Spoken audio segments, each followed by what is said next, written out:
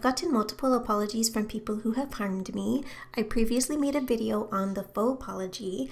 I actually received an apology from someone last summer for something that they did 25 years ago. It was a genuine apology too.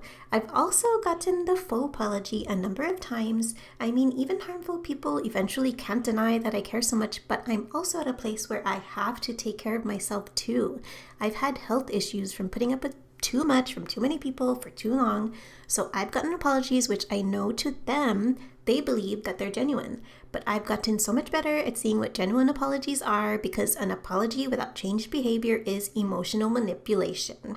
A lot of the time, people who are hurtful or harmful in their behaviors apologize to come back into your life, but it's more like putting a blanket over everything and covering what was wrong or sweeping everything under the rug so that you can be reconnected without them doing the necessary work to stop these harmful behaviors. So, to have a relationship with you, they must apologize specifically for what they did, validate how they might have made you feel by their actions and behaviors, and have a plan in place to change their behaviors.